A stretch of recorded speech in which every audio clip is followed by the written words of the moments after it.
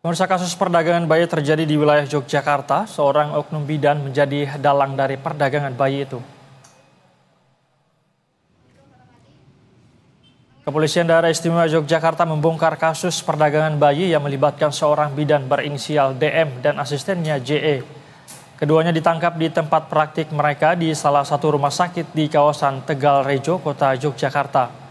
Pelaku memanfaatkan media sosial untuk mempromosikan layanan adopsi bayi bagi orang tua yang tidak mampu atau tidak ingin merawat anak mereka. Setelah mendapatkan bayi, pelaku merawat sementara bayi yang hendak dijual sebelum diberikan kepada pembeli. DM dan JE diduga telah menjual bayi yang mereka rawat sejak tahun 2015. Dalam kurun waktu itu sebanyak 66 bayi telah mereka jual dengan harga berkisar antara 55 juta rupiah hingga 85 juta rupiah per bayi.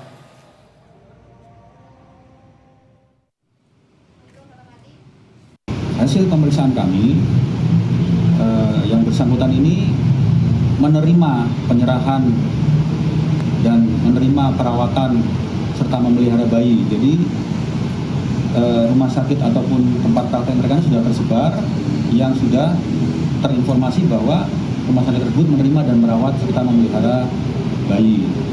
Lalu apabila misalnya ada pasangan yang tidak mau merawat atau tidak mampu merawat bayinya, mendatangilah tempat praktek mereka ini. Lalu dititipkan anaknya, kemudian dipelihara dan dirawat oleh para tersangka ini. Dan apabila ada pasangan ataupun orang yang akan merawat bayi tersebut, dilakukan transaksi penjualan.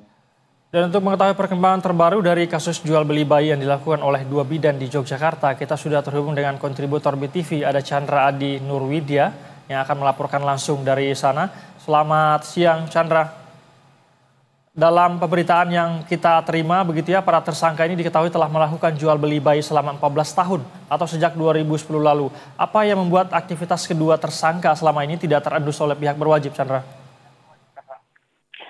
Terima kasih Said dan selamat siang pemirsa. Saat ini saya berada di klinik bersalin di kawasan Tegal Rejo, Yogyakarta, di mana klinik tersebut diindikasi melakukan aksi perdagangan bayi yang sudah berlangsung selama hampir belasan tahun begitu. Dan dapat kami laporkan bahwa saat ini suasana klinik di Gang Teratai ini sepi, tidak ada aktivitas layaknya sebuah klinik bersalin begitu. Dan dapat kami sampaikan bahwa warga sekitar memang mengetahui bahwa rumah ini memang dulunya berfungsi sebagai sebuah bersalin.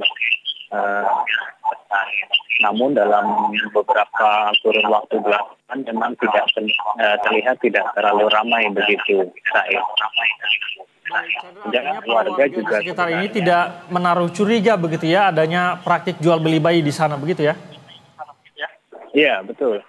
Jadi warga sekitar ini tidak curiga dengan aktivitas yang berlangsung di klinik tersebut karena selama ini pemilik klinik ini dikenal warga sebagai orang yang baik begitu. Bahkan Ketua RT sempat menyebut bahwa pemilik klinik ini kerap membantu anak-anak yang ditelantarkan oleh orang tuanya. Jadi warga sekitar itu melihat pemilik klinik ini sebagai orang yang baik dan mereka juga tidak curiga terhadap aktivitas yang berlangsung di dalam klinik tersebut. Baik. Chandra, bisakah Anda menjelaskan secara singkat saja bagaimana sebenarnya modus yang dilakukan oleh tersangka ini dalam praktik jual beli bayi, dan apakah orang tua yang menyerahkan bayi mereka ini mengetahui bahwa bayi mereka ini dijual atau seperti apa? Atau mungkin apakah ada orang tua yang kemudian keberatan karena bayinya dijual oleh tersangka ini? Ya, baik. Jadi menurut keterangan dari kepolisian bahwa para tersangka ini